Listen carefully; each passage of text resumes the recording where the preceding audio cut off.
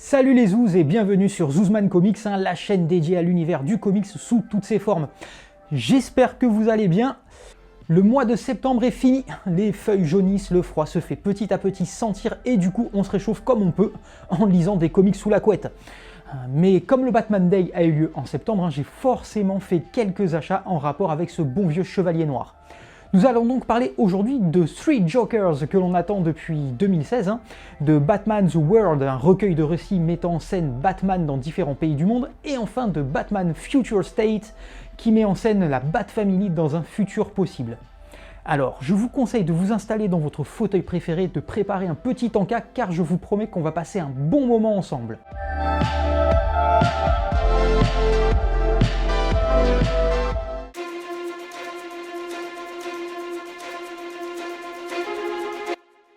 On commence donc avec Three Jokers de Geoff Johns et Jason Fabok. Un petit rappel des faits. Fin 2016 avait lieu la guerre de Darkseid. Durant cet event, Batman il prend possession du fauteuil de Mobius qui lui permet alors d'avoir réponse à de nombreuses questions.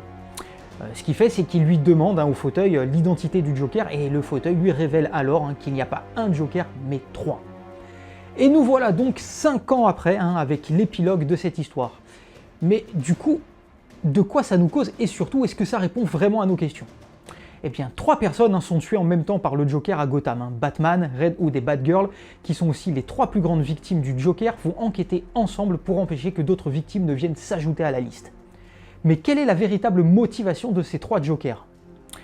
La première chose qui frappe à la lecture, c'est l'aspect très réaliste et sombre du récit. On y voit les blessures de Batman comme autant de souvenirs de ses combats contre autant d'adversaires, et on se rend rapidement compte que c'est le Joker qui l'a le plus marqué. La même chose a lieu pour Barbara Gordon et Jason Todd, marqués à jamais dans leur chair et dans leur âme par leur rencontre avec l'homme qui rit. Le Joker, on le sait, est la némésis de Batman et ce récit rend hommage à ce personnage avec ses 3 interprétations. Le criminel, qui correspond à sa première itération des années 40, le clown, sa version des années 60 que l'on doit à la série télévisée, et enfin le comédien qui rend hommage à la version d'Alan Moore dans Killing Joke. Mais finalement, ces 3 Jokers ne sont qu'un prétexte pour apporter de nouveaux éléments sur la psychologie de Batman, Red Hood et Batgirl et comment ils vivent encore sous le poids du drame qui les a touchés. On aura donc de nombreuses références à Amère Victoire ou encore Killing Joke qui sont légion, comme par exemple le meurtre des parents de Bruce Wayne ou même les origines du Joker. Par exemple, le cinéma où se rend la famille Wayne s'appelle le Monarque, comme l'usine où le Joker aura son accident. Et chacun d'entre eux sortira changé du récit, et c'est finalement ce qu'il y a de plus intéressant, l'enquête et les actes du Joker n'étant que des prétextes pour les mettre dans des situations où ils devront l'affronter, s'affronter eux-mêmes et faire des choix. Au niveau des dessins, Jason Fabok est toujours excellent et nous offre une mise en scène simple mais efficace avec quelques hommages bien sentis à différents récits cultes et même quelques enchaînements de cases très intelligents. Mais on peut être déçu au bout de 5 ans vu ce que cela apporte finalement car on revient une fois encore au statu quo. L'édition reste de bonne facture avec comme d'habitude une galerie de couvertures ainsi qu'une introduction qui rappelle la jeunesse du récit. Vous aviez aussi le choix entre 4 couvertures alternatives selon votre personnage préféré. Three Jokers reste donc un récit important qui donne encore plus de profondeur à des personnages déjà importants mais pas définitifs ou indispensables et qui souffrent malheureusement de la comparaison avec les récits auxquels il fait référence. Tiens d'ailleurs, question pour vous, est-ce que ça valait le coup d'attendre 5 ans pour ça finalement ?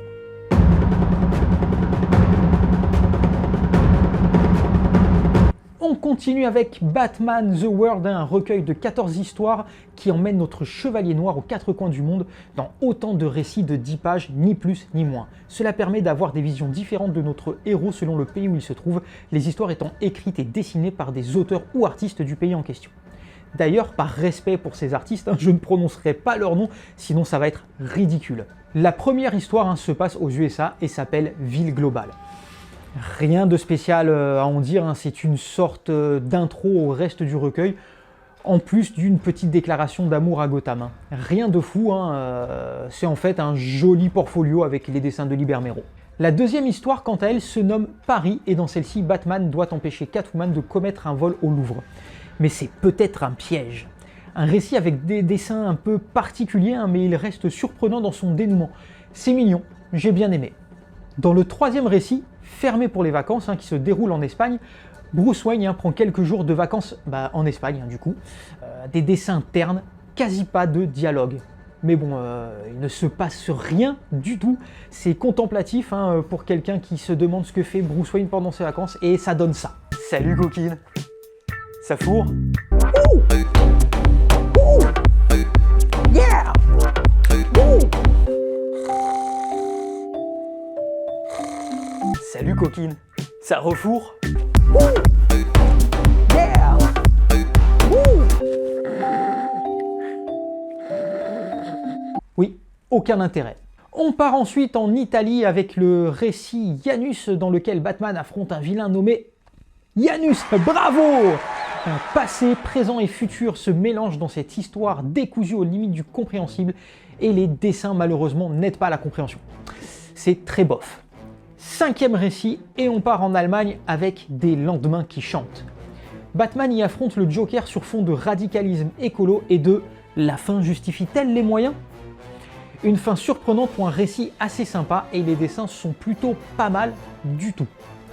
Batman part ensuite en République tchèque pour la Messe Rouge. Plusieurs cadavres sont retrouvés après un soi-disant suicide. Toutes ces victimes désignent dans leur testament la même personne. Batman suit alors la piste du suspect jusqu'en République tchèque, en pleine guerre froide. Un récit intéressant, mais plombé par les limites de l'exercice. Ça aurait pu donner un récit bien plus profond, avec plus de développement. Les dessins froids et monolithiques rendent bien l'atmosphère triste et sombre du bloc de l'Est. Mon Batman, qui se passe avant tout en Russie, est l'histoire touchante d'un artiste russe et de sa vision du Chevalier Noir tout au long de sa vie. Entre propagande de l'État russe au sujet des héros masqués jusqu'à une exposition à Gotham durant laquelle l'artiste rencontre le justicier, on se laisse porter par l'amour et les déceptions de l'auteur au sujet de Batman, avec même une petite pique à l'ère Snyder. Les dessins et la mise en couleur sont superbes, une bonne histoire qui relève admirablement bien le défi des 10 pages. Pour l'histoire suivante, on se retrouve en Turquie pour le berceau. Batman suit la trace d'un bateau suspect jusqu'en Turquie. L'histoire est prétexte à tout un cours d'histoire touristique sur le pays qui fait le lien entre l'Asie et l'Occident, jusqu'à une révélation finale dispensable. Le style graphique est efficace, mais cette pub pour la Turquie n'a aucun intérêt. On passe à la Pologne dans cette histoire où Batman se rend à Varsovie car le taux de criminalité est au plus bas et c'est suspect. Oui, c'est complètement débile. S'ensuit une rencontre verbeuse interminable, alors que je vous rappelle que le récit ne fait que 10 pages, qui nous amènera jusqu'à un dénouement complètement osef, surtout que les dessins ne rattrapent rien. Une histoire inutile. On va se réchauffer au Mexique avec Funérailles. Lors d'une enquête à Mexico, Batman se retrouve face à une légende locale à base de fantômes. Une histoire qui va bien trop vite et des dessins qui essaient de singer le style de Bermero, mais en étant encore plus sombre, et une construction de pages bien trop brouillonne, complètement dispensable. Pour le récit suivant, Batu n'a pas beaucoup de route à faire puisqu'il va au Brésil pour où sont passés les héros. Dans cette histoire, Bruce Wayne constate des malversations sur une des branches de Wayne Enterprise au Brésil. En allant sur place, il se rend compte de l'état du pays. Un prétexte pour faire un état des lieux de ce que vivent les habitants du Brésil, mais 10 pages c'est bien trop peu pour un tel sujet et on gratte à peine la surface. Et je trouve en plus que l'aspect politique et social sont bien trop mal exploités. Les dessins sont plutôt corrects, mais malheureusement au service d'un récit finalement assez terne. Bon allez, il y en a marre de l'Amérique du Sud, direction la Corée du Sud pour Moomin. J'espère qu'on va pas subir le jet lag. Batman va donc en Corée du Sud pour tester une combinaison high-tech fabriquée par une branche locale. Alors en vrai, j'ai vraiment rien compris, mais quand je vous dis que j'ai rien compris, j'ai rien capté du tout. L'histoire ne vaut que pour une double page en noir et blanc extrêmement bien construite, mais franchement, je vois rien d'autre à dire. Le temps d'appeler un Uber et nous voici en Chine pour Batman et Panda Girl. Bruce Wayne est en voyage en Chine et apprend que le quartier dans lequel il savoure un bon repas va être racheté par son entreprise et que les habitants vont être expulsés. Une histoire mal écrite et qui, alors qu'elle est écrite par des Chinois, nous étale tous les clichés du manga, les arts martiaux, les grands yeux, enfin bref, tout y passe. Les dessins sont mignons, mais les bulles prennent beaucoup trop de place.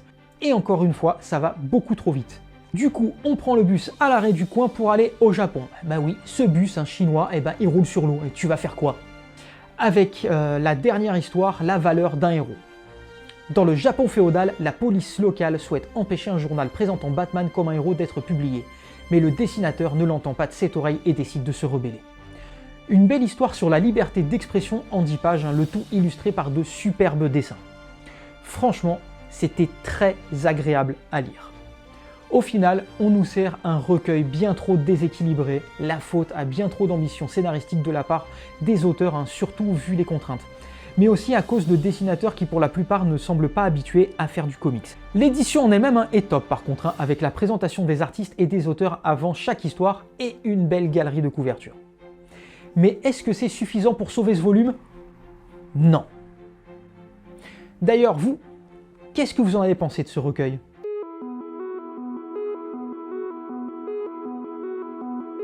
On termine cette vidéo avec une grosse sortie Batman Future State tome 1. Alors Future State, c'est un concept un petit peu particulier mais assez facile à comprendre. En gros, c'est un ensemble de séries qui imaginent un futur plus ou moins proche avec les personnages d'ici. C'est sorti en 2 à 4 issues par série complète et ça permet de tester ce qui marche ou qui marche pas afin de lancer par la suite des séries régulières ou des petites séries limitées. L'avantage pour le nouveau lecteur, c'est qu'il n'y a pas besoin de trop de références pour se lancer, mais un petit peu quand même, car c'est la suite de rien du tout.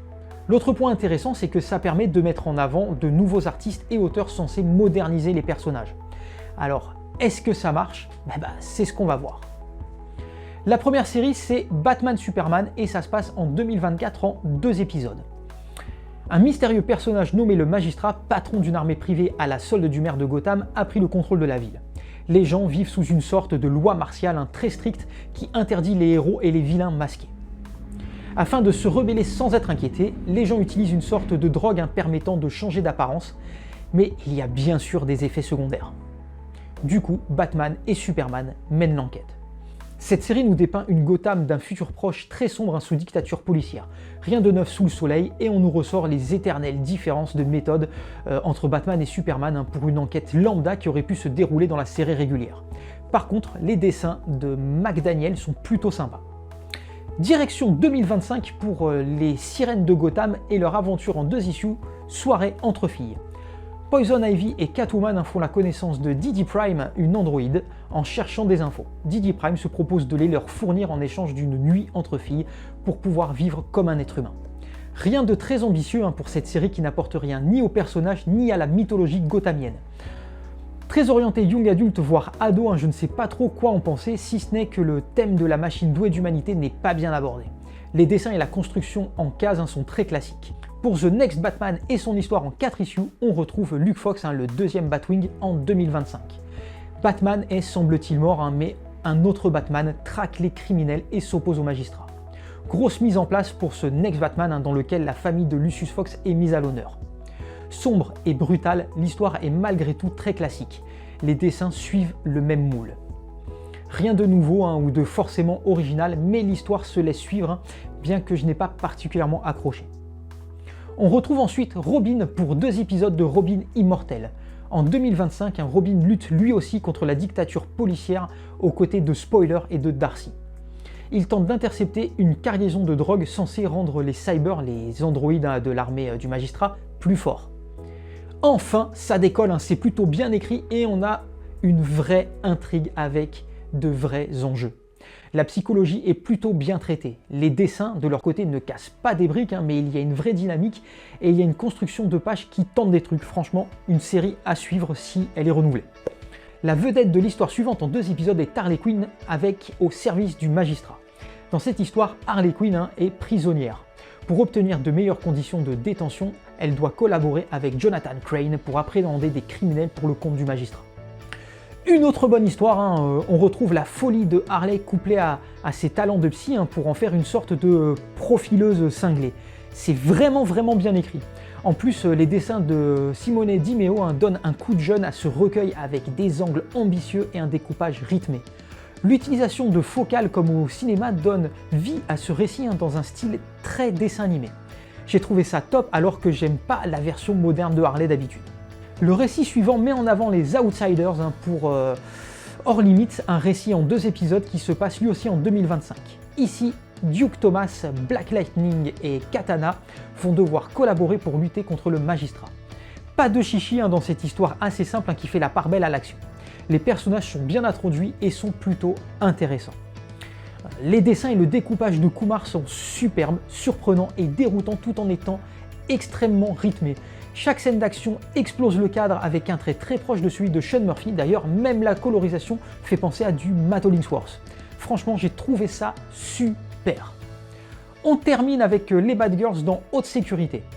Orphan infiltre la prison du magistrat dans l'espoir de retrouver quelqu'un d'important pour la résistance, mais la surprise va être de taille. Un récit plutôt bien écrit qui tient en haleine et mettant en avant un personnage assez méconnu. Dommage que la construction soit si simple et que les dessins ne sortent pas vraiment du lot. Mais franchement, ça reste très agréable à lire. En définitive, ce premier lot révèle son lot de bonnes surprises avec Robin, Harley et surtout, du moins pour moi, les Outsiders. Le problème, c'est que le reste est plutôt moyen, voire dispensable. Alors, je ne peux pas vraiment vous conseiller ce volume, surtout avec le prix auquel il est vendu, 35 €, ça peut vraiment être rédhibitoire. Alors oui, l'édition est cool, il y a du contenu, mais franchement, pour un récit aussi déséquilibré, franchement, pour moi, c'est à grand nom. Ça aurait dû sortir en souple, à pas cher pour chaque série, j'en sais rien, enfin en tout cas pas sous cette forme. Alors bon, on peut se dire que peut-être Urban n'a pas eu le choix, on ne saura jamais comme d'habitude. Enfin d'ailleurs, j'aimerais bien savoir ce que vous en pensez. Mais d'un autre côté, j'attends vraiment la suite, ou plutôt les nouvelles histoires des séries que j'ai bien aimées.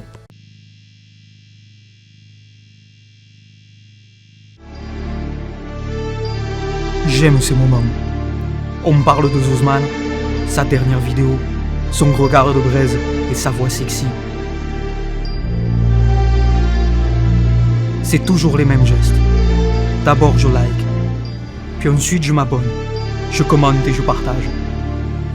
Et puis je prends une bonne gorgée de flotte, parce qu'il fait chaud The Bee. Parce qu'elle vous transmet toujours plus que du plaisir, la chaîne de Zuzman est une chance. Et voilà, c'est la fin de cette vidéo. Merci à tous ceux qui m'ont supporté jusqu'à la fin. D'ailleurs, n'hésitez pas à me dire si vous avez trouvé ça trop long ou pas, ou encore à me dire ce que vous avez aimé ou pas. En tout cas, je vous dis à très bientôt pour une prochaine vidéo. Et en attendant, lisez un max et partagez autour de vous l'amour des comics. Allez, ciao les zouzes!